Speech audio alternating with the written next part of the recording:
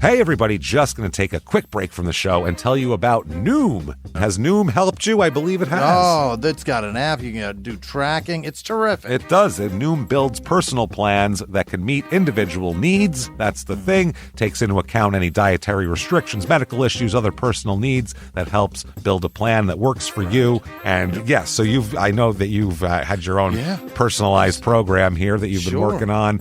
And it's weight loss This is weight loss results that last. They stick around because you get yourself into a lifestyle change. That's what matters. That's mainly it. You can't just say, I'm going to cut that out for a month and then go back to it. That's not what it is.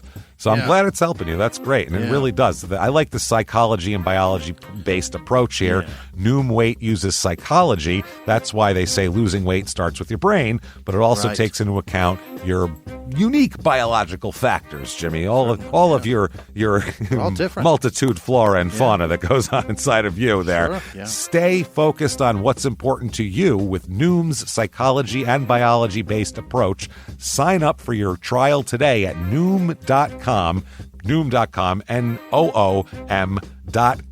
here, based on 3.5-year study of actively engaged Noom users with minimum starting BMI of 25. Individual results may vary. Visit our website for more information. Hey everybody, just going to take a quick break from the show to tell you a little bit more about Rocket Money. It's the start of a new year. It's the perfect time to get organized, set your goals, prioritize what matters most. And for me, top priority is getting myself together here. Financial wellness, doing that, which that feels important, just feels like adult stuff that you have to do. And thanks to Rocket Money, my goals feel achievable now. They show me all my subscriptions in one place, help me easily cancel ones I forgot that I've been paying for, which happened to me, absolutely happened to me. For years, I was paying for something. I was like, what is going on here? Rocket Money found it and saved me lots of money since then, because it's been a while. So they did a great job here. Rocket Money is a personal finance app that helps find and cancel your unwanted subscriptions, monitors your spending, and helps lower your bills so you can grow your savings. Rocket Money has over 5 million users and has saved a total of $500 million in canceled subscriptions, saving members up to $740 a year when using all the app's premium features. Cancel your unwanted subscriptions and reach your financial goals faster with Rocket Money. Go to rocketmoney.com/smalltownmurder today. That's rocketmoney.com/smalltownmurder. rocketmoney.com/smalltownmurder. Now back to the show. In the depths of an Atlanta forest, a clash between activists and authorities ends in tragedy. I'm Matthew Scher, and on my new podcast, We Came to the Forest, we expose the hidden truths behind a shootout that left one activist dead and countless lives forever changed. Binge all episodes of We Came to the Forest ad-free on Wondery Plus.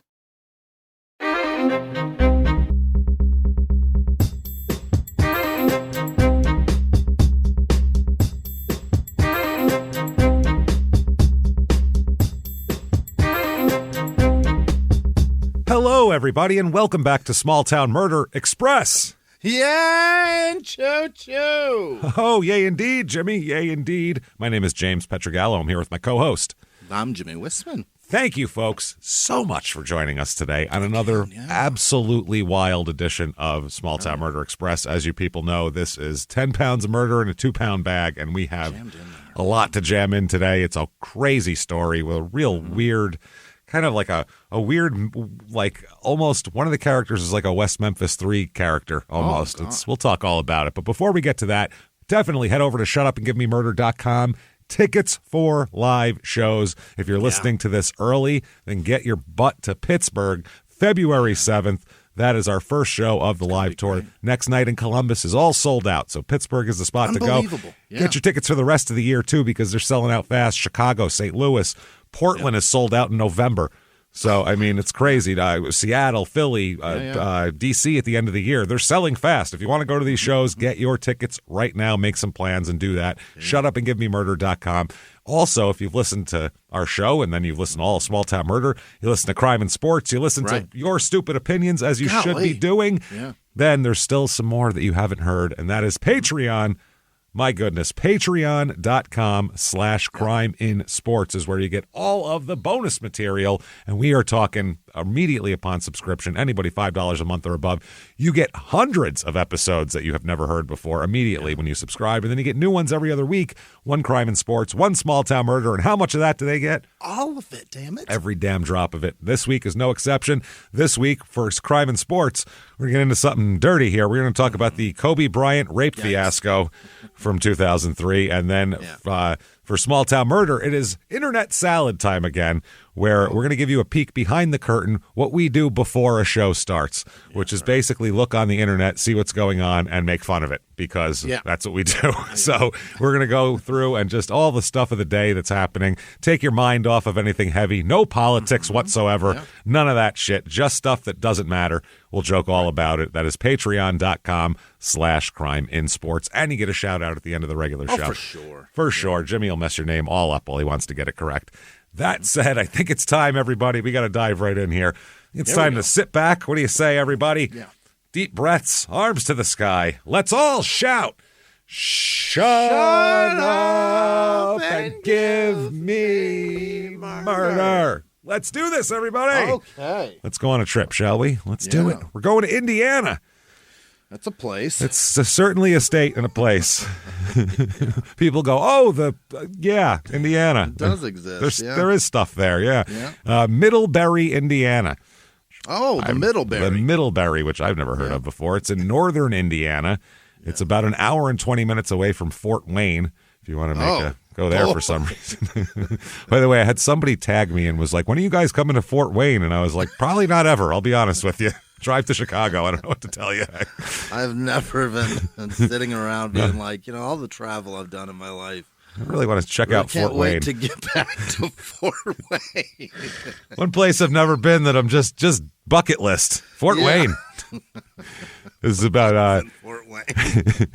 2 hours to Marion, Indiana, which is our last Indiana episode, which was Beauty and the Beast. And that was a wild one, of course. Indiana, really, you guys bring it hard with weird murders, I'll say it. This week is no exception. This is in Elkhart County. And the population here, 3,446. So this is a small town. Yeah. Under 5,000 is a real small town. Median household income here, $78,813, which is above the national average. And the median home price here, which you wouldn't imagine. If I said middle of nowhere, hour and a half from Fort Wayne in Indiana, you'd be like, oh, the houses are free, basically, right? They're probably, $60,000. $313,100 is the median home price here. The audacity. I don't know what the draw is, but whatever. The motto here is grown from tradition. Yeah, I don't know what they're growing. Tomatoes, corn. I don't know what, but something. 1832, a little bit of the history here. 1832 was when the first settlers came here, and they were from Middlebury, Vermont. So they really came a long way. Yep. And they chose this area because the rolling hills reminded them of Vermont. Yeah. So why not just stay in? If only we could just go to a place that's just like where we lived. Why don't you just stay in Vermont? Just go to Vermont. Go to Middlebury. We've been traveling for 3 months, you guys. Did we go in a circle? I don't know. Let's go to an identical place and name it the same thing. That'll be fine, right? Stupid. Really weird here. The first children born in Middlebury were in 1835. So for 3 years, nobody did anything. A chastened existence here in Middlebury. Boring. I guess we could fuck. Yeah, I guess so. It's probably all guys at first. That's usually the settlers come in. They're dudes at first here.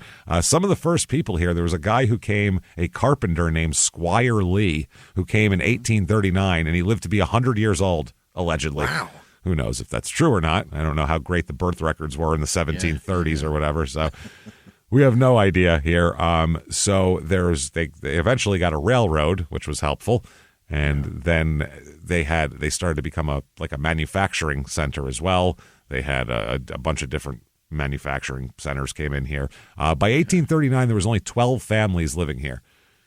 So that's it. Never really grew that much. But then in 1841, the first Amish families came to the town from Pennsylvania and settled around town. This is known as like an Amish area. Oh, watch out! It's super Amish around here, is what people say. You never know. It was incorporated as a town in 1868. So reviews of this town, because we've never been there, we don't know. Here's one. 5 stars. Middlebury is the quintessential Norman Rockwell community, which that says a lot. Yeah, Middle America. All right. Yeah, 40s, whatever. Right. It's safe, friendly, and caring. The children play happily outside on warm days. Families ride and stroll along the Pumpkin Vine bike trail. And being only an hour to an hour and a half from Chicago, you can easily do day trips to a major city on a whim without living with all the crime and filth. Yeah, right. Yeah. Indianapolis. Crime. Apparently Chicago's only an hour, so it's commutable to Chicago if you want to take a drive. So that's something. I guess that would make a sense. That would make a sense. I just why I said it like that. That would make a sense. 5 stars. Middlebury is a wonderful small town, rich with Amish and Mennonite history. Yeah, we've all been clamoring for that. For that history. Right. Amish and English live, work, eat, and socialize together in all of our school functions, restaurants, and churches. They said Amish and English in like the 1700s when it was just English people here. Right. We're not all English now. That's weird to say, the Amish and English. Finally, 1 star. The town I live in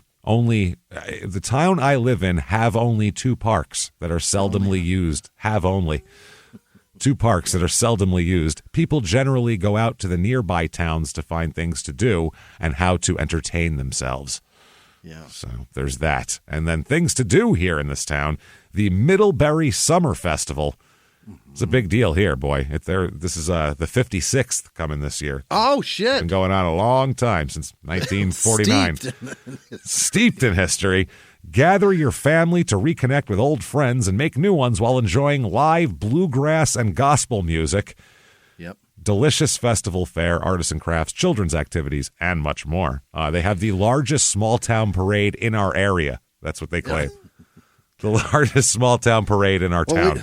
We don't know about the other small towns. I don't know. Yeah. Free entertainment and live music, which we'll talk about in a moment here. Yeah. And the run is back with 5 exclamation points. So that must have been really clamoring for that one. They couldn't do it.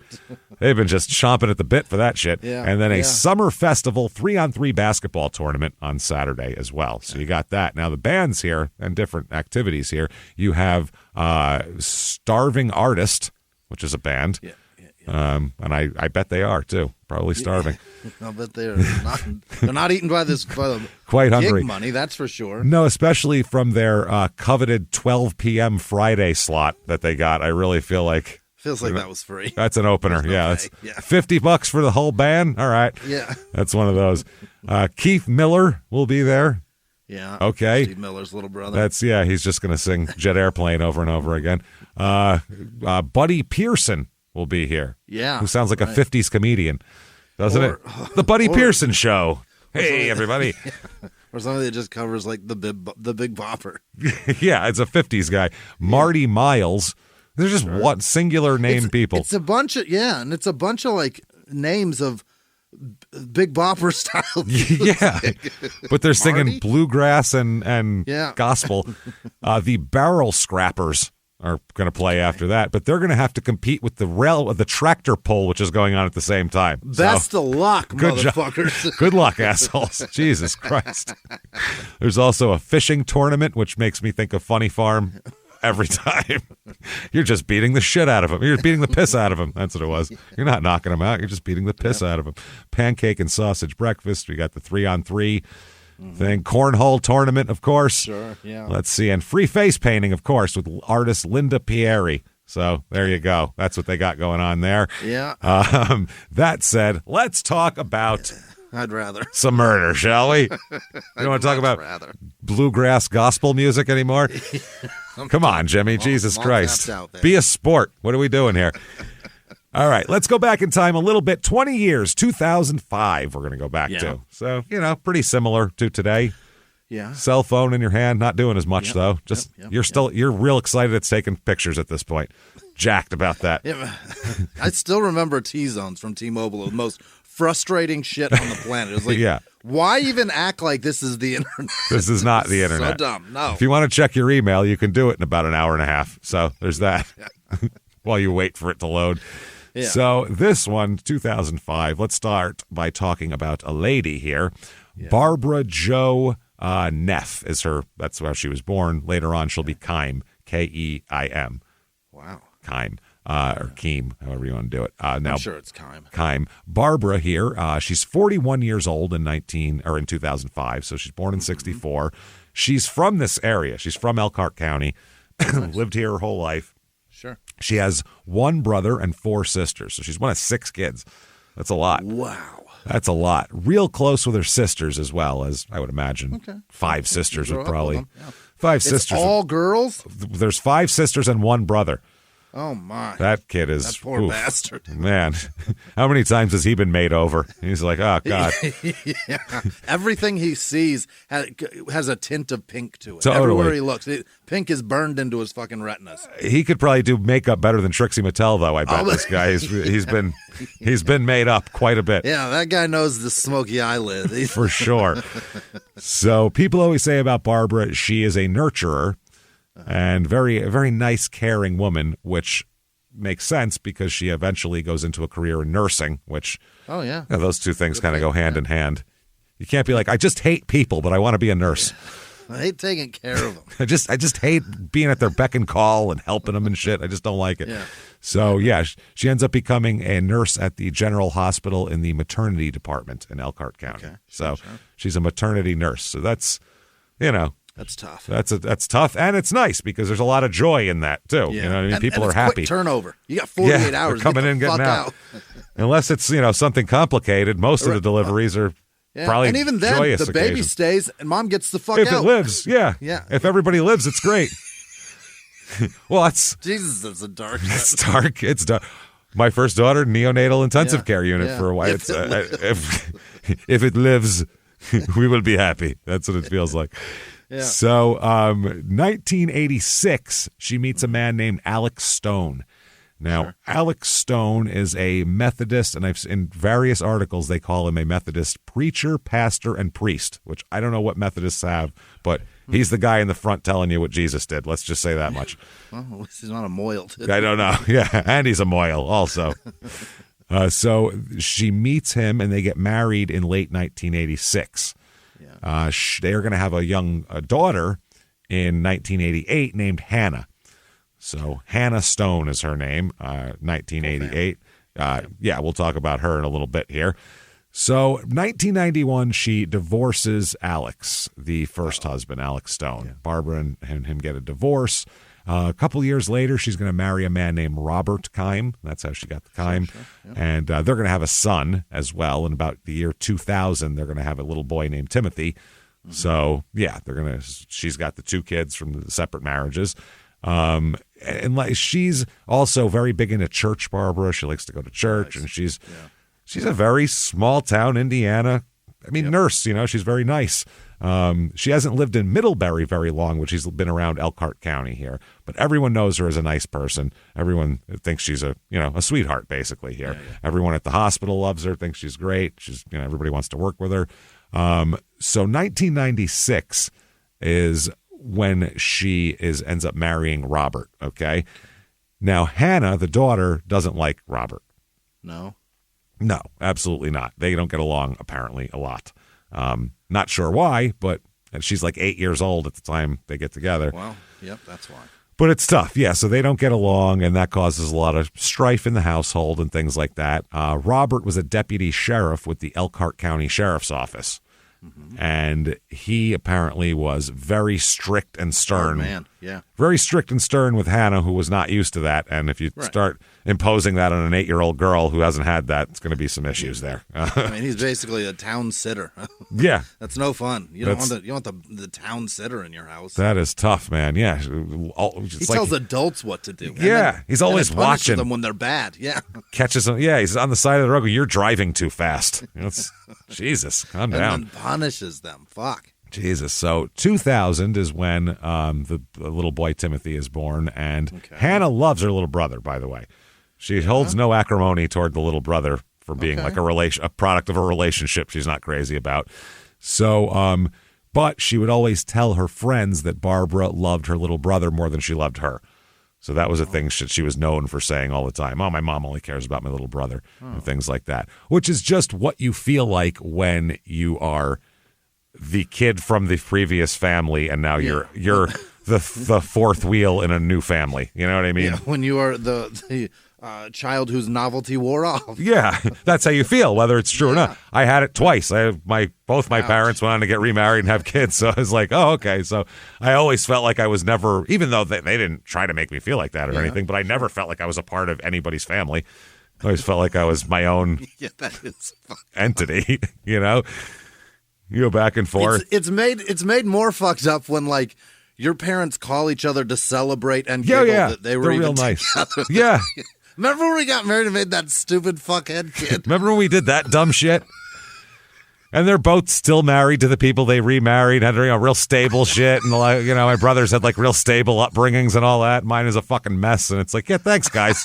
I never even thought about that. That's a lot of fun. Funniest thing I've ever heard. Yeah, and you wonder why I'm like kind of leery of joining things. And your parents call each other to laugh that they used to be married. Isn't that weird?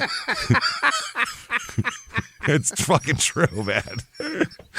See? We made a human being together, but they think it's hilarious. It's funny as shit. Through the course of this show, people have gotten to know me and a little weirdness. So a little peek behind the curtain every once in a while of what created this might help. But I think that's certainly detrimental to your fucking development. Wasn't helpful, I'll tell you that much. So, and that's why you become a comedian. You're like, look at me. I know you got a cute baby, but look over here. I'm funny. Christ, that's so funny. Give me a microphone so I can fucking make people listen to me. It's your weekend to have our reminder that we used to be married. Hope he doesn't cramp your guys' style too much. Here you go. Take it with you. Would you take James? We're trying to have a happy life. We're trying to have a happy life. I was just going to ask you the same thing. It's even sadder because it was little Jimmy. Will you take little Jimmy? That's even sadder. That's outside of the show. I'm Jimmy to everybody else. So that's fucked up too. Makes it sound sadder. Fucking shit. That's Me so with funny. my fucking bowl cut. Nice. Perfect. Looking like 77 Pete Rose. Unreal. Okay, so that's what's going on here. So Barbara would always reassure Hannah she loved both of them equally, and I believe Barbara too, from what everybody says. She didn't treat them poorly or anything like that. But anyway, right before she gets to high school, Barbara and Robert decide to get a divorce, so they split up. So now Barbara and Hannah end up moving into a small apartment in Middlebury.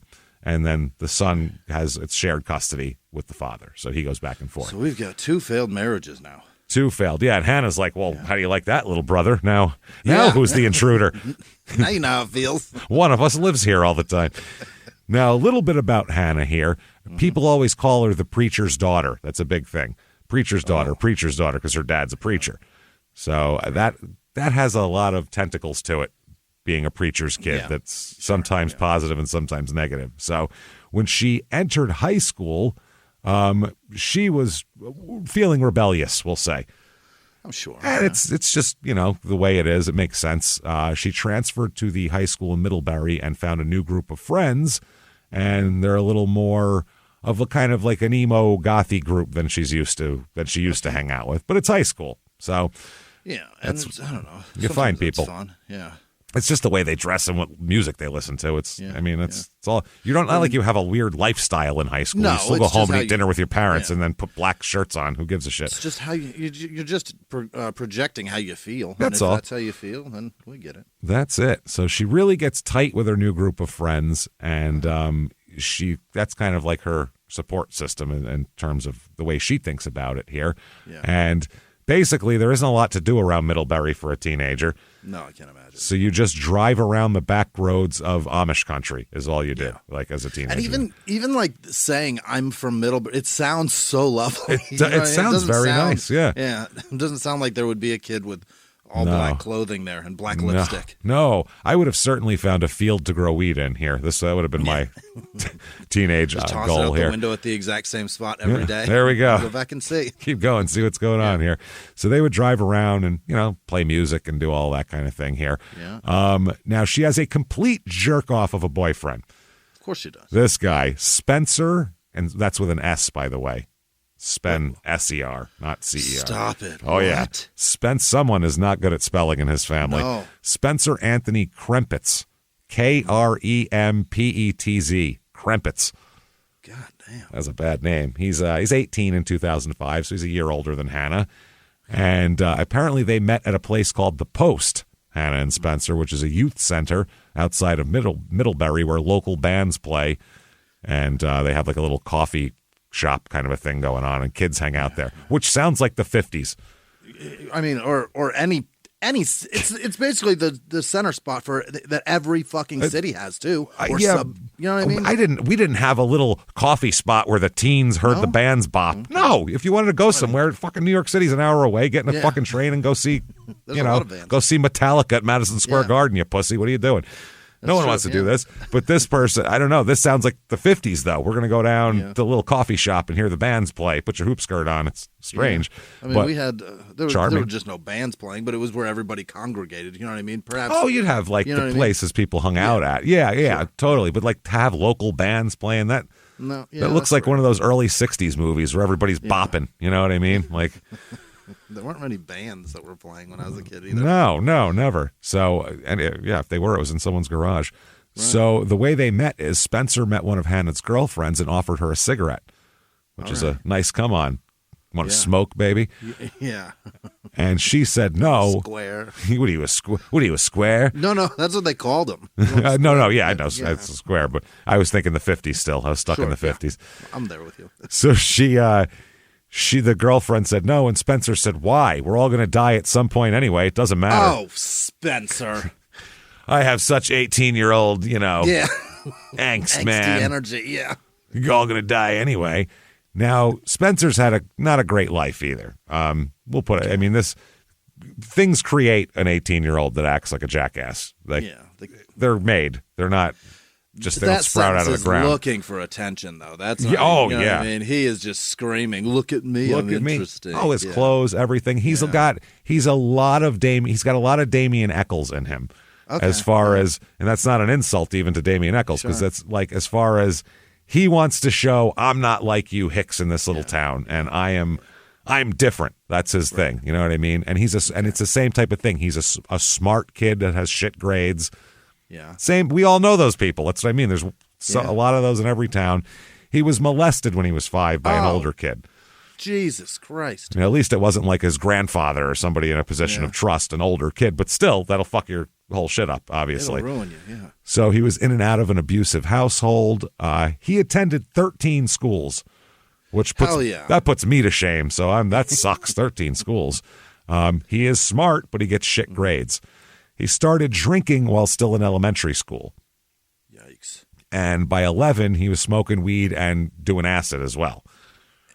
You should not be doing acid. You shouldn't be smoking weed or drinking either. 5th grade doing acid? But you should definitely not be doing acid till your brain is fucking off. That'll make cartoons fun. You got your concrete has to set a little bit before you start doing acid, because that fucks with your brain, man. It That'll really leave does. Footprints in it, yeah. So then from ages 14 to 16, he was doing heroin. This is terrible. This is not good. Then when he was 16, he gave up heroin, but he learned that the guy he always thought was his father wasn't his father. Fantastic. Which is also, again, never good at all. Right. When does he start mutilating puppies? I was going to say, that's what they think set Ted Bundy off. Right, To this day, that's what everybody thinks set Ted Bundy off when he found out that who he thought was his dad wasn't his dad. Yeah. So that age, around 16, that's when he left home and moved out. And he moved in with friends and things like that. He got real into the whole death thing. That was a real big thing, much like Damien Eccles. He was real into the whole death thing. He stole, this is funny, he stole bats from Halloween displays. Oh, the animal bat. Little wings, batty. Okay. So that's not real dark. Let's be realistic here. Just because he thought it was cool to hang bats around. But I mean, from Halloween displays, they're not exactly. Yeah. What are you, a vampire? Yeah. If he was out like killing bats and like, laminating them and hanging them from a ceiling, different. That would be weird. Yeah, when your bedroom just smells like rubber, that's no good. That's strange. So he's real into metal music, obviously, and anything about death. I'm sure he's into that weird Northern European death metal and shit like that. Sure, yeah. He spent the night in a mausoleum a couple times just to be creepy and tell people that here. He would walk around Middlebury in a black trench coat. Does this sound familiar? If you've listened to the West Memphis stuff, a lot of kids like this at this time too. That's it. Yeah, and this was just to try to make people look at him. He was trying to cause a stir. And that's it. Yeah. He tried to make a statement by the way he walked, and he tried to intimidate people.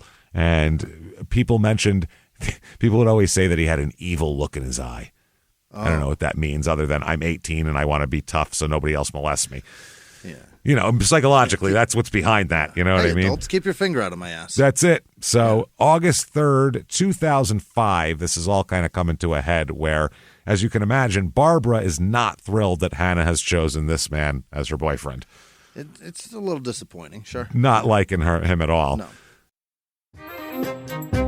Hey everybody, just going to take a quick break from the show to tell you about the safest sponsor ever, Simply Safe. Absolutely, these people will keep you safe. It's amazing. You know that every 26 seconds a burglary takes place in the United States, according to the FBI. That means that by the time this podcast is over, dozens and dozens of homes will have been targeted, ransacked. God knows what happens here. So protect your home before it's too late with Simply Safe proactive security system. Simply Safe helps stop threats before they even have a chance to break in.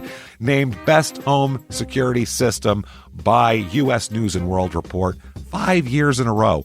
And by us for about the last 8 years as well. If you trust us, believe me, you want Simply Safe. So visit simplysafe.com/small to claim 50% off a new system with professional monitoring plan and your first month free. That's simplysafe.com/small. There's no safe like Simply Safe. Now back to the show. This show, Small Town Murder, is brought to you by BetterHelp. Get yourself some therapy, everybody. Honestly, here. We often hear about, red flags that you should avoid. Hey, that's a lot of a thing. It's become a real phrase now, real cliche. But why don't you focus also, you look at green flags in friends and partners. Look for good things as well. Right. And maybe you're not sure what that looks like, though. Therapy can help you figure that out. What are positive things? What are the green flags? And then you can practice them in your relationship. It's absolutely a fact. And so, honestly, we absolutely are huge advocates for this. It really, really helps. BetterHelp is fully online, making therapy affordable. It's convenient. They serve over 5 million people worldwide. You can access a diverse network of more than 30,000 credentialed therapists, wide ranges of specialties there. Here's the coolest part. You're not getting along with your therapist, you're just not feeling it, you can switch at any time, no extra charge. Wow. The thing is, they want you to get help. That's it. And you can do it with BetterHelp. Discover your relationship green flags with BetterHelp. Visit BetterHelp.com/smalltownmurder today to get 10% off your first month. That's BetterHelp, HELP.com/smalltownmurder. Now back to the show. It's an ongoing battle, and this day it happens where finally Barbara tells Hannah, if you're not going to break up with Spencer, you got to get out. I can't have this here. It's too much disruption. I don't want him in my house, blah, blah, blah. So Hannah said, fine, I'll leave. Oh. And so she and Spencer went to their friend's house, Aaron McDonald, who's 17 years old, to hang out and smoke weed and figure out what they're going to do with their lives now. This is the danger in giving your kid an ultimatum. That's the problem, yeah, especially at 17, because they feel like if they back down now, then they're not as grown up as they thought they were. So, well, there's also the I'm 17, so within at least 11 months, at maximum 11 months, you can't tell me shit anyway. That's part of it too. That's what I they think. Yeah, and it's also like you're not gonna if you're gonna tell me what I can do and what I can't do.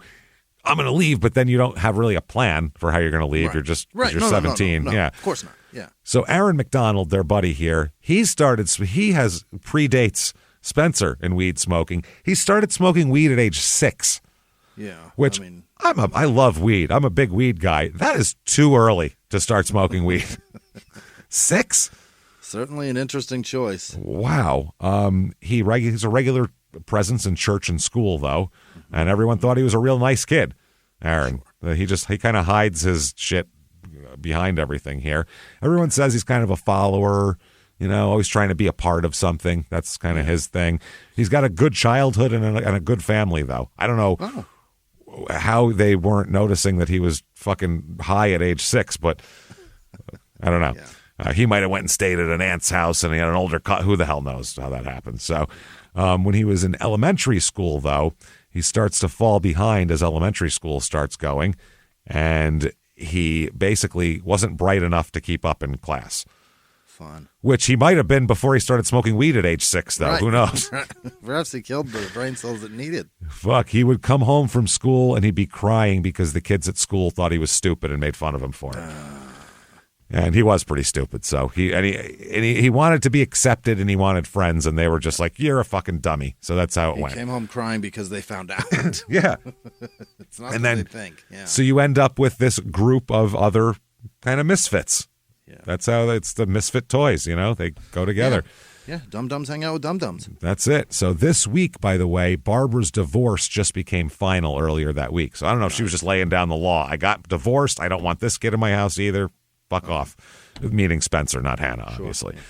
So August 4th is going to be a busy day for Barbara. August 4th, 2005. She's supposed to spend the morning at the Elkhart General Hospital and doing her job. The afternoon, she was going to go house hunting with a friend, and in the evening, she had plans to get together with her sisters. So It's a full day here. Problem is, she doesn't show up for any of that shit.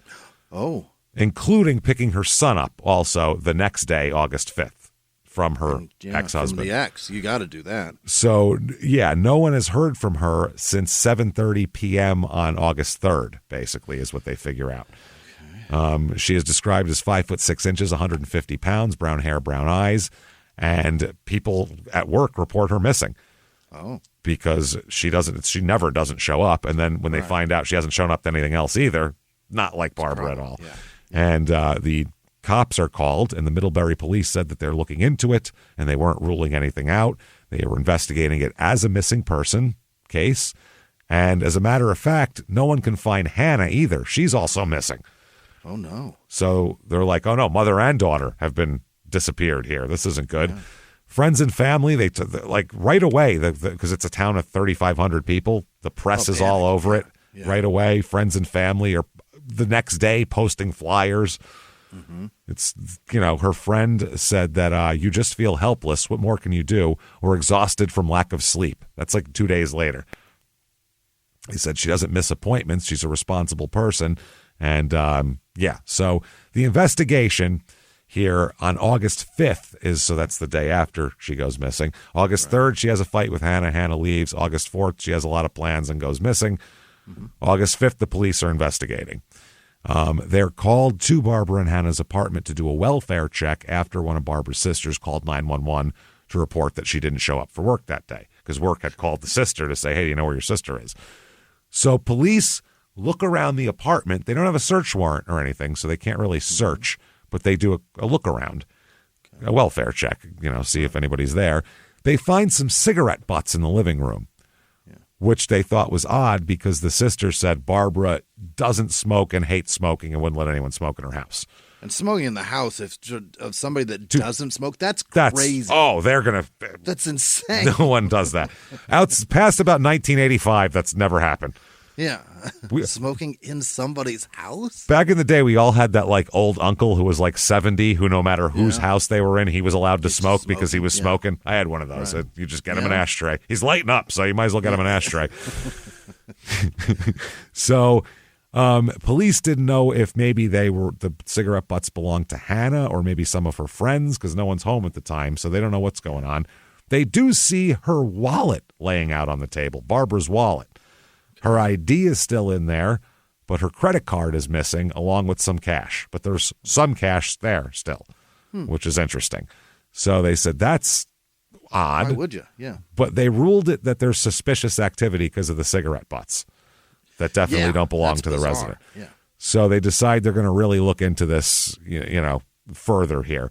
So they put out an attempt to locate notice for Barbara and Hannah, and they're missing. They called the hospitals and different police departments and everything else. And now this is an apartment, so there's people who live above and below Barbara as well. And they said that several neighbors that lived above and below said that they heard scuffling the day before on August 4th and also heard yelling and screaming, but they just thought, people were fighting. Barbara's gonna Barbara. None of my business, yeah. Yeah. So they weren't called that night. Nobody called the cops, but the detective said, oh, shit, now we've heard scuffling and screaming, and they're missing, and there's cigarette butts, and something's not right here. So later that day, police get a call from Barbara's ex-husband, who is a cop, Robert, the one she just divorced. Yeah. And obviously the divorce just went through last week, so they would love to have a chit-chat with this fucking guy. Oh, those guys are oftentimes not good. Yeah. They oftentimes know how to hide things, too. Sure. So he called to report that Barbara was supposed to pick up the 5-year-old and take care of him, and she didn't show. So he said, no, we don't have even a bad relationship. Our divorce was amicable. Yeah. It was a mutual split. Everything is fine. We're still friends. So he gave police her phone number, other contact info, relative, anybody he could give them, basically, and cooperated completely. They later interviewed her other ex-husband, Alex Stone. Yeah. And he said he would file an official missing persons report for his daughter, Hannah. That way they can get search warrants and really attack this thing here. So one of Barbara's neighbors says that they witnessed a couple people taking out the trash from Barbara's apartment on the night of the 4th, August 4th, and loading some boxes into Barbara's red vehicle. The person was described as a female with dark hair and heavy set, which describes Hannah pretty well. Uh-oh. And the man was described as a, quote, thin dude. Yeah. So cowboy hat, horse under him, Thin dude. Thin dude. The person also reported those two taking the red vehicle with them, which is Barbara and Hannah's car that they share. So police, once they hear that, they rush back to the apartment. When they get in the apartment, they find that the cigarette butts are gone now. What? Cigarette butts are gone, along with Barbara's wallet and her ID, all that shit that was on the table, and the keys to the car, which were there to begin with also. Holy shit. It's all gone. So somebody snuck in under the cop's nose and cleaned this fucking place out. Wow. So this is starting to look very nefarious now. Yeah, no kidding. They found that the apartment had been cleaned, and police are like, well, this is obviously an attempt to get rid of some evidence here. Sure. Now it's an official kidnapping case, not just a missing persons. So they are granted, police are a subpoena for Barbara's phone and financial records, and that gives the pings of where the phone was and where it was used and everything like that.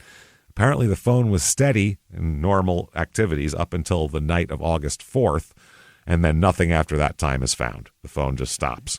The police do find, with the financial records, that at 10 p.m. on August 4th, a sum of money was taken out of an ATM, $200, using Barbara's card. They said that everybody said Barbara never took money out of ATMs at all. So that's strange. Really? No, never. They said that what they also found is that on August 5th, a check for $800 was written from her account to be used for vehicle repairs. Okay. The check was written to a name, not cash. No. The name they find it, Aaron McDonald. Remember him? Okay. No. He's our 17-year-old friend who they went over to smoke weed at his house. Sure, yeah. The one that's been smoking the dummy. Since he was 6. The dummy, yeah. Yeah. So apparently they had previous contact with him in the past for minor incidents, so they knew where he lived and who he was and how to get a hold of him. So they questioned him about the check, and he claims, and the disappearance of Hannah and Barbara, and he says, I don't know anything about it. He said, I don't know. Me and my friend Nate did vehicle repairs on her car, on Barbara's car, so that's what the money was for. Right. And the cop was like, I don't think so. They go, you're not a fucking mechanic, first of all. You're a dummy 17-year-old. You don't know how shit works. You're not a mechanic. And they said, well, let me get your friend Nate's contact information. So they talked to Nate. And he says, I wasn't with McDonald then. No, I didn't fix any. I don't know what the fuck he's talking about. Nope. That was a real dummy thing to do. Involve somebody that has no idea what you're talking about. None. But loop him in, though. Don't tell him ahead of time. Yeah. So he said that he was nervous that if he tells what he knows, then he's going to get in trouble.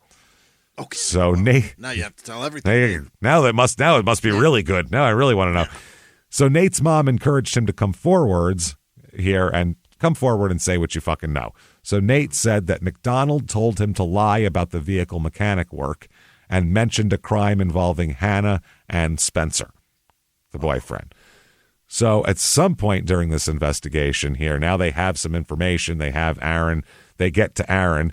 They come sit Aaron down, and within an hour, they find Barbara.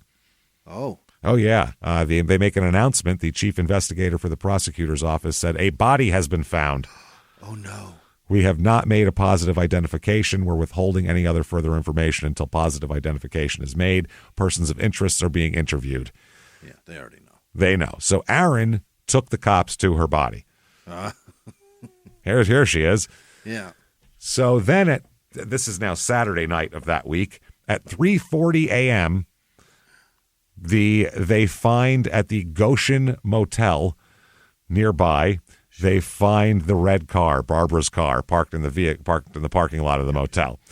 So the vehicle has a broken out window, and there's also vomit on the side of the vehicle next to it. Uh-oh. So that's interesting. So they surround everything. They talk to the people in the hotel, and they're like, hey, by any chance, is this person or this person or this person registered? And lo and behold, there is a Spencer Krempitz registered to one of the hotel rooms. Mm-hmm. So they make entry into the room. They kick the door down. There's Hannah and Spencer in bed together, all snuggled up. Oh, there they are. We need more towels. Oh, shit. Housekeeping is a motherfucker now. So they hold them at gunpoint. There's no resistance. They actually come. Nobody says shit. They arrest Hannah. Some of Barbara's things were in the room as well, that they were stolen from the house. Mm-hmm.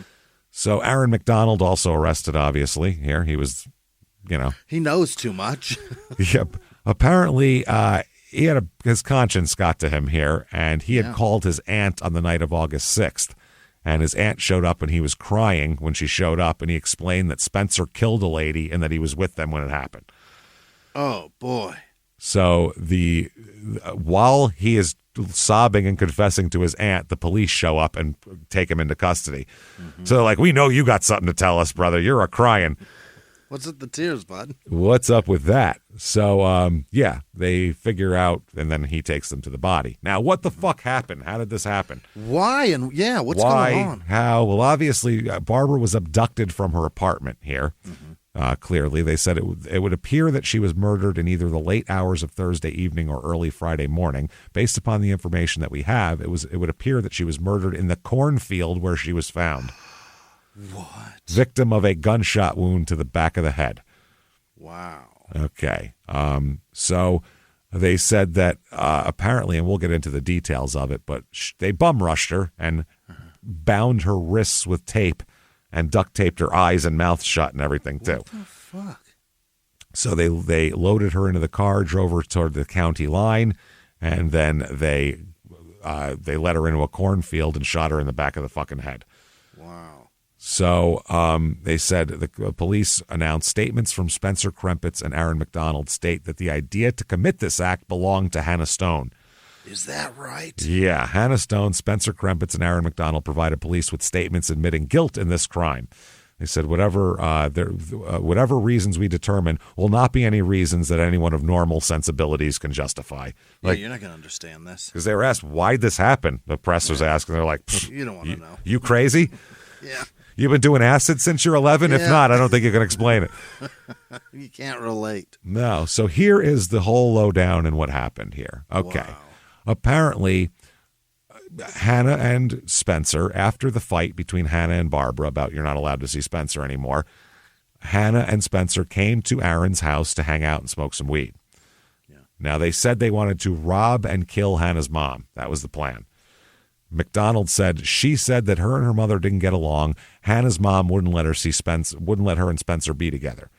Right. So McDonald said at first he wasn't interested, but when they brought it up again, he was like, well, apparently they really want to do it. I should help. Okay. So he offers to borrow a gun from a friend of his. Well, that's a step. That's a step. Yeah, he just didn't have to do that at all, and then it would have been a lot easier. If you guys don't shut the fuck up about this, I'm going to bring a gun and make you do it. Also, we're smoking weed. What are you doing? Relax. What the fuck is happening right now? You're killing this, man. So they plan it out. Part of the plan was that Aaron would be able to get the gun, and then they said that they'd give him $400 for helping out and getting the gun and helping them do this. So he is going to participate in a murder for $400. Golly. So apparently Barbara was alone, and there was a knock at the door. Hannah was at the door, okay, by herself at the door. And apparently Hannah said from outside, I need to pick up some clothes. I'm not trying to bother you. I just need to pick up some clothes. I got to get some stuff. Going to live with my boyfriend. So Barbara opened the door. And Hannah walked in, and unfortunately, hiding in the stairwell right outside the door was Spencer and Aaron. Both of them. Spencer bum rushed in and tackled Barbara and started to choke her. Aaron said she was screaming, and Aaron showed her the gun and told her to be quiet. So he then said that Spencer used duct tape to cover Barbara's eyes and mouth and to bind her hands. And after they bound Barbara, Aaron said that Hannah made noises like fake sniveling. Like she's trying to be sad now. So what they said is they figured if they acted like Hannah was also being held hostage and being attacked, that Barbara would be more compliant. Like, I'll hurt her if you're not cool type of thing. So that's what they tried to act like. That's why the fake sniveling. That's what that happened. So Spencer here pulls the tape off of her mouth and interrogates her, saying, where's your ATM card and your PIN number? What's your PIN number? All that kind of shit. So then Spencer starts to drag Barbara outside to her car, to her van, but a neighbor came out, so they run back inside with her. Now imagine, if this isn't so horrifying, it's hilarious. If this was like three mob guys taking another mob guy in like a silly movie, you'd be like, oh, that's funny. They take him out. Oh, no, back in. But it's not funny at all because this poor woman is bound and like, oh, help me, and no one can help her. Like Snatch is supposed to be a movie of like, it's showing a lot of terrible things, but it's a very funny movie. Exactly. Well, yeah. I mean, there's a lot of people that die. Goodfellas is fucking hilarious. The Sopranos is hilarious. Yeah, and there's a lot of that shit. In the right context, it's perfect here. So he goes back inside and then and had McDonald pull the van closer to the door so they could run out and throw her in there, basically, because they had a van and then they come back and get her car as well. So Hannah agreed to stay in the apartment in case the neighbors heard any of that shit and called the cops. Wow. She could be there to be like, I don't know what you're talking about. Everything's cool. Have a good one, guys. Yeah. So they do that. Now Spencer drives the van with McDonald in the back, and they go to an ATM near the Concord Mall where Aaron withdraws $200 from Barbara's account. Gotcha. So they do all of that. They start driving again. Aaron McDonald said that I didn't know where we were. It felt like we drove for hours. Now, during this, by the way, Aaron is fucking, basically, from what everybody says, terrorizing Barbara with saying shit to her, holding the gun to her head, and he's being an asshole. This is ridiculous. At one point, though, Aaron says that Spencer asked me for the gun. He got out and took Mrs. Kime out of the back seat. I got out and he was walking her into the cornfield, which is terrifying. Now, when they got out in the middle of the field, what Spencer deemed far enough, basically. Oh, boy. He stops Barbara, and he's got the gun holding it to the back of her head, and he tells her to recite the Lord's Prayer, which is just weird. She was not doing it well, even though she's a church person. She's terrified, and nothing is coming out, really. So Aaron helps her finish it off. Let me help you with that. Oh, boy. Helps her say the Lord's Prayer, then turns around and goes back to the van. Okay. Spencer, when she finished, said, "You're not going to say amen?" And so Barbara said amen, and he shot her in the back of the head. Wow. That's how that worked. Cold-blooded shit. Yep. Spencer said he was fascinated by the way her body fell. Just, with nothing under it like that. So he got back to the van, and Aaron said he had no remorse at all. And you can tell that by his statement, basically. Aaron said, quote, he said he was going to have sex with Hannah in Mrs. Kime's bed. He was going to sleep in her bed. What the fuck? He's like, I'm going to go bang her daughter in her bed now. Yeah. That's his fucking plan. So obviously not a lot of remorse there. Even Gypsy Rose and her boyfriend got a hotel. Yeah. Well, no, they had some in the house too, but then they went to a hotel. Not in her bed though. But she was in it still, but yeah. that's tough. Hey everybody, just going to take a quick break from the show to tell you a little bit more about our stylish friends at Quince. That's right, let's go elevate your styles, people. Yeah. Get it going, look good out there, and you can do it now without breaking your wallet, without breaking the bank, because at Quince, you can get high-end, versatile pieces at prices we can all actually afford, which is very nice. You want to get good stuff that lasts and it's good, and they have quality stuff that's very affordable, and you can do like we did, upgrading our stuff here, while still being a very reasonable price. Quince only works with factories that use safe, ethical, responsible manufacturing practices, along with premium fabrics and finishes. It's all quality stuff. You're going to love it. Trust us, it looks good. And I've got the leather jacket. It's a very high quality item. Real nice, soft leather. Yeah. Jimmy's got his linen pants he's rocking. Yeah, they're terrific. Come on, be like us. Be fashionable. Get in there with Quince. Indulge in affordable luxury. Go to quince.com/smalltownmurder for free shipping on your order and 365-day returns. That's QUINCE.com/smalltownmurder to get free shipping and 365-day returns. Quince.com/smalltownmurder. Now back to the show. Hey everybody, just going to take a quick break from the show to tell you a little bit about a very cool place, Thrive Market. Yes, we are both looking to get into the healthy swing this year. The problem is I don't know what's in everything, and I don't know if even I'm qualified to even read the labels to know if that's good or that's bad. Right. There's chemicals and things, and there's things floating around. I don't know what I'm doing out there. One of my favorite features, and I know you were talking to me about this, is the Healthy Swap Scanner in the Thrive Market app. Yeah, it's simple. You scan any item, and it'll instantly suggest a cleaner, healthier grocery alternative, which is it's great. Amazing. Yeah. That's great. Thrive Market also takes the guesswork out of finding these safe, healthy foods. For example, like I'm trying to get my protein intake up for energy. I'm always moving around. I need stuff. And I love that you can filter their site by the high protein options. Nice. It's very cool. And you can personalize this portion and you can put filters on it. And get ready. You should be ready for a junk-free start to 2025. Get ready for it and head to thrivemarket.com/smalltownmurder and get 30% off your first order plus a free $60 gift. That's THRIVE market.com/smalltownmurder, thrivemarket.com/smalltownmurder. Now back to the show.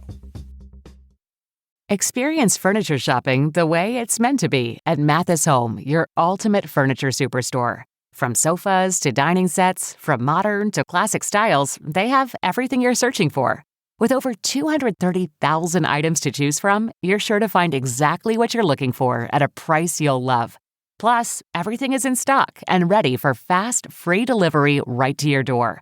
So you don't have to wait.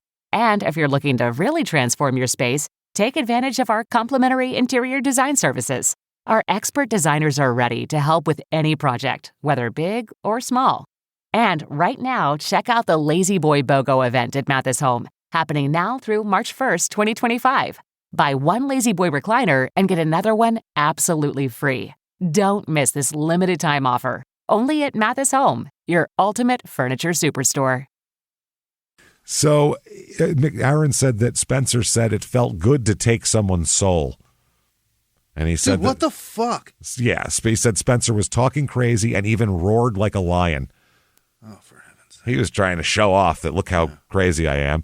So they drove to a gas station and they both bought cigarettes. They stopped at another ATM, but $200 limit on that one, babe, per day. Yeah, so you got to wait till tomorrow. Yep, couldn't get any more money. So they drove. Big spender. Big spender. So they drove to a house they could get drugs at in Elkhart, and they bought some weed. And then they went to another gas station to buy some rolling papers. Then they drove back to Barbara's apartment to meet up with Hannah. We got cigarettes, weed, and rolling papers. It's party time. We're flush. flush. So Spencer and Aaron, they drive back to meet up with Hannah. And Aaron said that they were going back so he could have sex in her bed and all that kind of shit. Once they got to the apartment, they got stoned and just chilled out and said that Hannah was giddy and excited. Hannah was in a happy mood and laughing, and she said, this is Aaron's quote, she told Spencer, "Don't you know you've got blood on your face?" And they were laughing about it. He's been doing this all day with blood on his face. With blood on his face. He's been going to stores and shit. God. Didn't even go in the bathroom, wipe it off. And at one point, Hannah said, "I love my mom's dead." Oh, Hannah. Wow. So then Aaron went home. The next morning, Spencer and Hannah woke him up and asked if he wanted to go out. He said no, so they went and did something. But Aaron said he wanted to do something. He went back to Barbara's apartment and stole a check and wrote a check to himself for $800 and cashed it. And that's how he's in this fucking mess. So, now the cops are real happy with themselves over this. Very impressed. Yeah. Great police work. Law enforcement personnel made something happen and made it happen quickly. Really, from Friday to Sunday, a lot of manpower went into this case. They're like, man, they have like a woman who's like, "Oh, Jesus, I can't move after you." And they're like, "Yeah, I gave it to her good. Yeah, there she is." Yeah, that's right. And then they said another statement, "Normal people, we want to believe there's a reason or some rationale behind why these things occur, and it's hard to get caught up in that. Whatever reasons we determine won't be any reasons that anyone of any normal sensibility can justify." So the funeral, they have a big giant funeral, and it's a big deal here, obviously. The preacher made sure to say to follow Barbara's example and learn to extend love without judgment. Right. No matter who did this or what happens, don't be fucking, she wants you to be all Christian about it, so you should.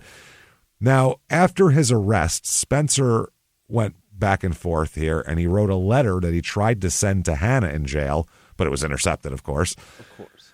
He said they were stupid to think they could get away with it, and at the end he wrote, "What we did was senseless." And reckless. And dumb. Jesus. He also wrote a giant thing to the judge, like a fucking book about why he did this and his thoughts and feelings, and just it's a diary basically. And then he said, "Here you go, you guys have that." I'm a disturbed individual. Read about it. He said at one point, if you're going to get caught and go to jail or prison, you might as well go for something big. Go big or go home. Really. So he's going to go big and go home. He's going to go big and go to court is what he's going to do, because he's in a lot of fucking trouble. He is the trigger person. He says it, admits it, and Aaron says it too. So, and the fact that he did it really coldly, there's a lot of call for the people want the death penalty for this kid. So in order to avoid any of that, he's going to plead guilty to murder. Yeah, he's going to plead guilty. Now, there's a pre-sentencing, a 2-week delay, so his attorneys could present a detailed mental health evaluation here. And the sentencing, this is what the doctor said, the psychiatrist. Dr. Yoder testified that Krempitz was manipulative, glorified his problems, and was deceptive during testing. Okay. So not a good guy at all, is what he said. All the victims come in as well, all the victims, Barbara's family. Her sister said, "Our beloved sister, aunt, mother, and friend is gone forever," which is bad. Because the death penalty was not an option, we feel that life without parole is the only adequate sentence. Sure. They also said there's no words to describe the pain and grief they've caused many families, not just ours. And and then they talk about how little Timothy's not going to have his mom and all this type of shit. And that's horrible. So the judge here has his writings, has Spencer's writings. And Spencer requested that the judge read them in order to understand what was going on. That way, that's his statement, is I'm going to give you this whole manuscript and you can read it, and that's my statement of why I shouldn't get life without parole. So the judge says that in this, Spencer focuses on his girlfriend and complains, among other things, that she was the central wrongdoer in the commission of this offense. He also said that she was getting in the way of my affairs, Spencer said. What affairs do you have? You're an 18-year-old jerk-off. They have no affairs. And he also said, I just wanted to kill. The money was just a bonus. What the fuck? He said man? he's been fascinated with robbery and murder for a long time, and he was into it. He described himself as a, quote, young man who is trying to do his girlfriend's bidding, trying to make himself useful and probably trying to impress her that he could be counted on to do the tough things that she didn't want to do. So the judge said, at times you led a very lonely existence. You turned to drugs, alcohol, sexual activity, rebellion, perhaps to cope. You led a rather nomadic lifestyle. You claimed few friends. You were somewhat desperate for attention. Hannah Stone clearly filled a void in your life. You missed your family. She became your family. Taking a life seemed to fascinate you. You wanted to see what it was like. You wanted to know what it was like. At one point, the judge asked Spencer if he thought about backing out. And he said, but from your writings, it says, in your own words, you did think about backing out, but you, quote, fought it off, the way you put it. Yikes. Fought off the urge to be a fucking decent human being. Yeah. You know, I thought about it for a while, but I was like, no, that's crazy. I considered it. Yeah. And then the judge talks about making her recite the prayer. Ooh, yeah. Okay. The cold part. And he said, you wanted to know, and this is what Spencer wrote in his thing, you wanted to know if God would deliver Barbara from evil. You didn't think he would. Which, no. They also note the contrary to Spencer's claim that he acted under the domination of his girlfriend, the trial court recounted his statements where he said, among other things, this is nobody's fault but my own. Nobody twisted my arm. And I was only convinced that at the time it was the thing to do. And also to think we thought we could get away with it, so stupid. These are all quotes from his writing to the judge, by the way. Right. So he shouldn't have wrote that shit and then said something else in court because the judge is going to notice.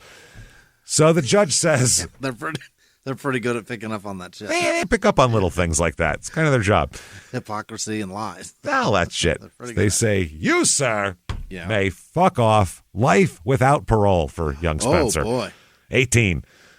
Oh, life without. 18 in life, you got it. That's it right there. Threw it away. Fucking, he's like, I'm finally a Skid Row song. Yes. Yeah. Finally. Thank you, Sebastian Bach, for singing my anthem. Fucking A. So he's also sentenced to 65 years for conspiracy to commit murder and criminal confinement as well. But that's on top of life without parole, so who gives a shit? He says he'll appeal here. Which I don't know how because he's he admitted it. He does all that. So, Hannah wants a change of venue. Citing, quote, public hostility against the defendant, intense publicity, and public outrage over the offense. Well, it's weird that people get mad when you kill your mom for no reason. Wild, who's a nice lady who didn't do anything to anybody. Real person, strange. Yeah. She argued she can't get a fair trial in the county because her mother was married to a police officer with the sheriff's department, even though they were divorced the week before. She said that's still going to fuck her good. Anyway, they say, nah, you're good here. Let's just stick around. So Hannah is going to have to plead guilty as well. I mean, both of her co-conspirators are putting her right there. You know, there's no way. How are you going to defend it? Yeah. Murder, conspiracy, and criminal confinement here. The prosecuting attorney during sentencing said Timothy is a 5-year-old boy who has strong memories of his mother. Tomorrow, those memories will fade, and he won't be able to think of the wonderful memories he had of his mother.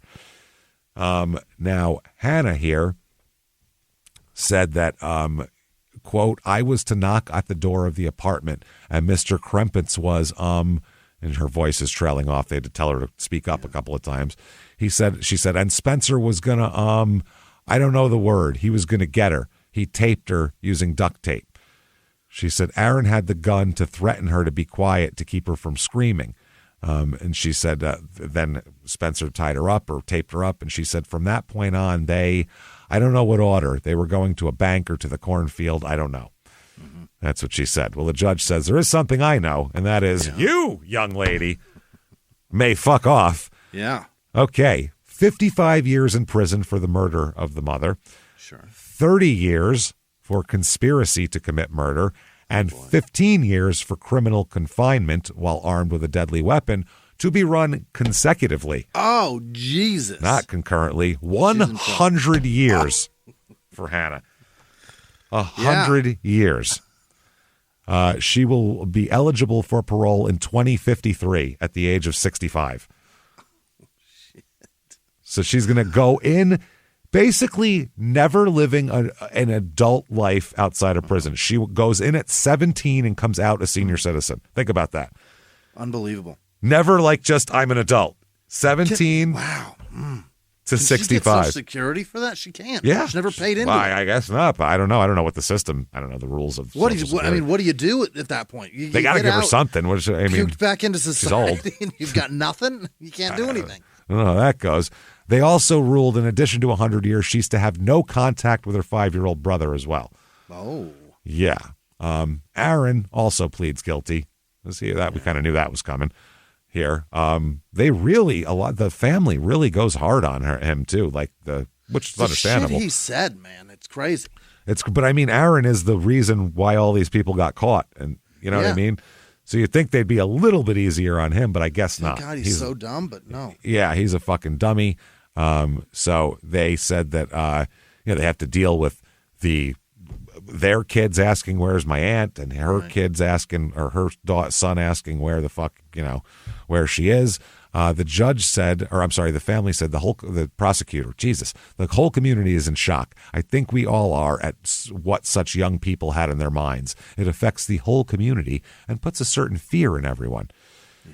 They bring in Robert, the ex-husband here, and he says, Timothy will never have the mother that every child should have. Nobody could replace that. I just can't fathom why anybody would want to do such a heinous crime in our community. Our community needs to be safe from people like Mr. McDonald. He was easily manipulated into a scheme that could have been stopped. He could have easily walked away. He went and got the gun. Aaron said, quote, is there anything to say for yourself? He said, quote, I had money on my mind. My mind on my money and my money on my mind is what he had. Yep. What? I just wanted to get my money so I could get more dope, cocaine and marijuana, he said. He read a statement to the family and said to, quote, find it in your hearts to forgive me for the senseless act I was involved in. I would do anything to bring her back. I'm not a murderer. I'm not a bad kid. He said, I would do anything, I would give anything, including my own life, to turn back the clock. I'm not a bad person. I'm a kid who was at the wrong place at the wrong time with the wrong people. If I hadn't walked out of that cornfield when I did, I would have been dead too. Which I don't think so. No. I don't think at all Spencer was going to kill him. No. You're their hero. You brought the gun, man. That's what I'm saying here. Now, the prosecutor said he was at the wrong place at the wrong time holding the gun, is what the prosecutor said. Bullshit. They said also, the judge says, you could have called it all off. The reason you chose not to do so, greed. That's it. He said, it's hard to see you as the victim. He said, all the families involved in the murder lost people, but the difference is your family can come visit you in a Department of Corrections, and that's not the case with their family. You ended up with $900. You were part of that conspiracy. You did it for financial gain. Life is not that cheap. You, sir, may fuck off 62 years in prison. 62, okay. That's, I guess his max that he could have gotten was 65. Okay. But the leading the police to the body is what took 3 years off. Got 3 for free. Wow. That's not a lot of credit for that, I don't think. Okay. Now, 2006. Everybody's in prison. Yeah. An item is on eBay. Okay. An auction closes without a bid. But according to the Elkhart County Sheriff's Department, the seller was a teenager, and it was county property he was trying to sell. Okay. Now, they said that eBay is the one that closed the auction down because they didn't know about ownership. An anonymous tip to the Sheriff's Department website led them to the auction page advertising Elkhart County jail pants worn by the cornfield killer. Oh, geez. Said, I have Spencer's pants. The cornfield killer and the preacher's daughter. That's some couple. So the police concluded the cornfield killer referred to Spencer, who was convicted, obviously, of that. So police didn't have to work hard to find the person. He listed his name and address in the fucking listing. It would have been a return address, too. Jesus Christ. The teen noted he was unable to receive electronic payments, so the winning bidder had to send a check or money order to this address with this name. I don't have a bank account. Wow. It was, I guess, the started at $30, and the buy it now price was $500. They wanted $500 for these things. Fucking ridiculous. Now, they checked the records, and they said that he had been in jail during the time Spencer was there, but they'd never stayed in the same ward and would not have had contact. This guy just got an idea. I got pants. He probably He's just over there. stole them. Yeah, they're probably his. And he said that, okay. They went to his house. He claimed he received the pants from the county work release center and didn't know he was supposed to return the pants or pay for them. He goes, I just thought they were my pants. I figured I'd get some idiot to buy them. He promised to return the clothes, but then he didn't, and they arrested him. I'll return them. Don't worry. James Pawn shop. Nope, James Wright is his name, of 250 East Bristol Street. He's 18 years old and a fucking dummy. That's amazing. That is fucking hilarious. They apparently the jury deliberated for 20 minutes, and that was that. He got convicted of that. Now, Spencer's going to appeal, saying that his main appeal is that he shouldn't get life without parole because the robbery is separate from the murder. He says that this is amazing because it has to be while. He says the robbery had been completed in a sufficient amount of time before the murder took place, so the act of murder is outside the course of robbery. Yeah, that's a great point. Like, if you're a robber, you rob a bank, and then 2 weeks later you go murder somebody. Is that robbery? What's the window? Well, if you held one of the tellers hostage and then murdered them, then yes. If someone's separate, no. When does the window stop? That's a great. So great point. They said, we do not agree with the defendant's narrow interpretation of the word while. You were on the way to kill her, so you stopped. Right. That's in the same fucking thing, stupid. It was the same day. It was an hour later. It was in the same act. Yeah, if you ate, you were still full, man. Yeah. Fuck. There's also an intentional killing while lying in wait aggravator, the hiding and all that kind of shit. He said they didn't properly weigh his mitigating factors of his, a lack of adult criminal convictions, been molested and all that kind of shit. And also that he has an impaired mental condition. And they said, well, his mental state at the time couldn't be determined. He wouldn't cooperate with psychiatrists. There's no evidence he's of an inferior intellect. As a matter of fact, he's actually smart. He's unhampered by debilitating mental conditions. Seems fine. He's a dickhead. Yeah. That's it. I remember we said he was deceptive and glorified his problems and all that kind of shit. They said, keep on keeping on, dickhead. Life without. Honestly. Hannah appeals as well. Wow. She says about mitigating factors, saying she was only 18 and didn't have much of a criminal record, even though she was on probation for something small. Baby, that looks bad. It looks bad, yeah. The court also notes as an aggravating circumstance that she committed the offense while under the influence of smoking marijuana, which I don't think really matters, but that's fine. Oh. So anyway, also that because the judge knows her father and had met her father at something in the conflict of interest. Yeah. All of these people know each other. Her father knows everybody in this courtroom because he's a cop, so he knows lawyers and judges.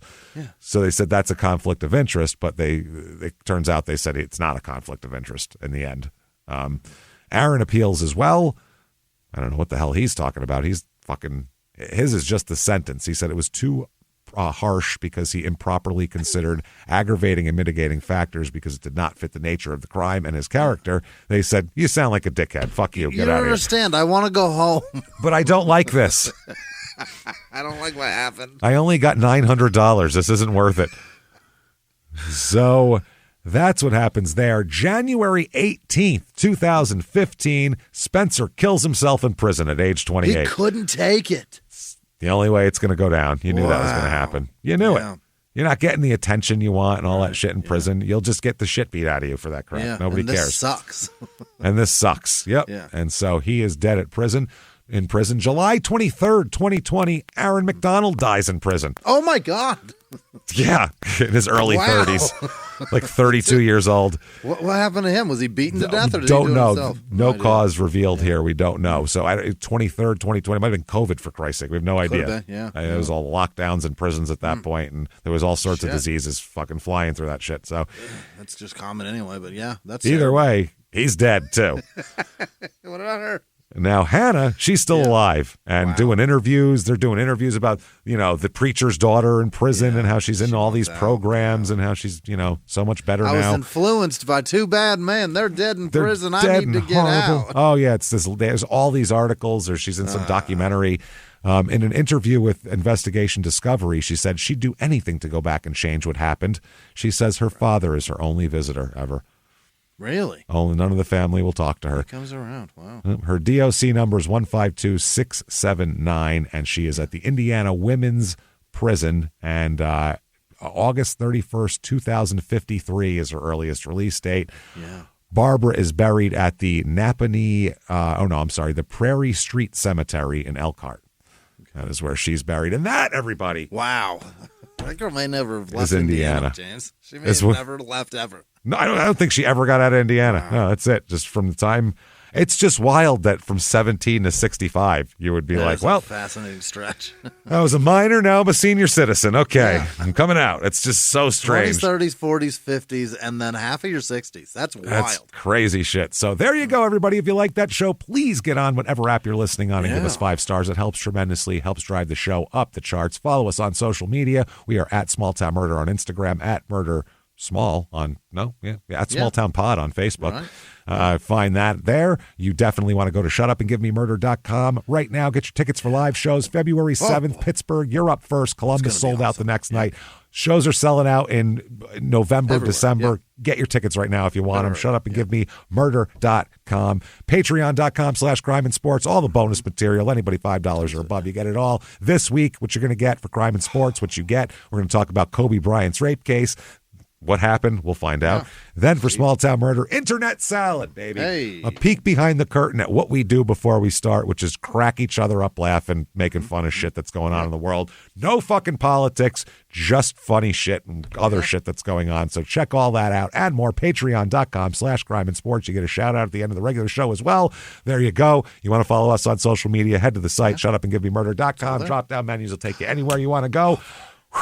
And until next week, everybody, it's been our pleasure. See you in Pittsburgh. Bye.